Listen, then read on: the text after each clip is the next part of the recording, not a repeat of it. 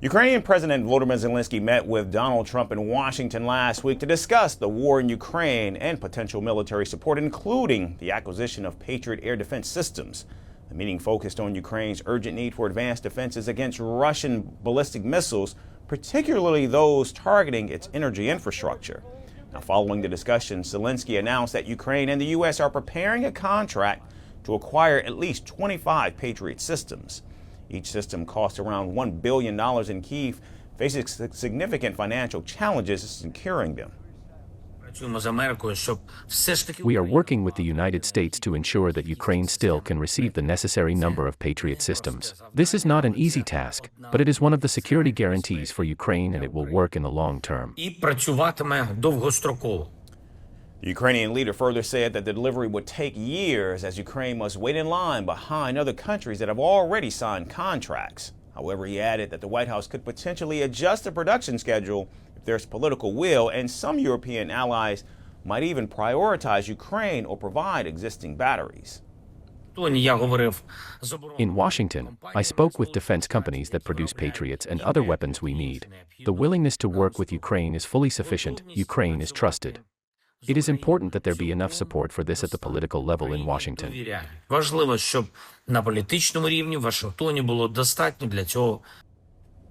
Now, to finance the purchase, Ukraine is exploring multiple options.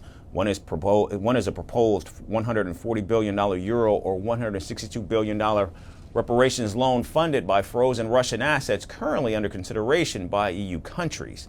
Additionally, Ukraine is also participating in NATO's prioritized Ukraine requirements list, a mechanism that allows allies to buy U.S. weapons for delivery to Ukraine, which could include missiles for the Patriot systems.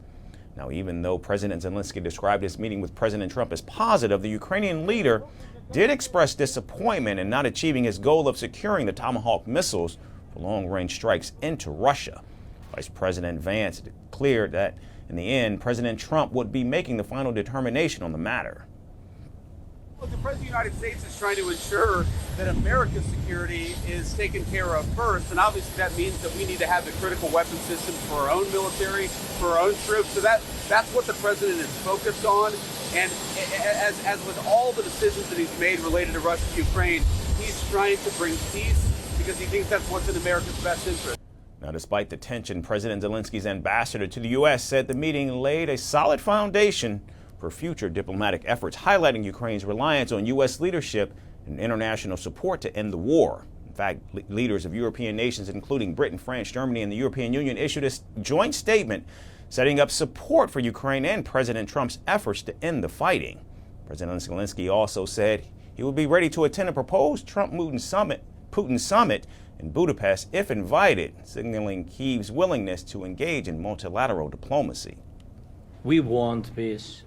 Putin doesn't want. That's why we need pressure on him. We understand what we need to push Putin to negotiation table. And as I said previously, so we are ready to speak in any kind of format, bilateral, trilateral, doesn't matter, just peace. This is important. While the White House meeting advanced discussions on air defense systems, key questions remain over Ukraine's ability to finance the Patriots, the timing of deliveries, and potential concessions in any negotiated ceasefire.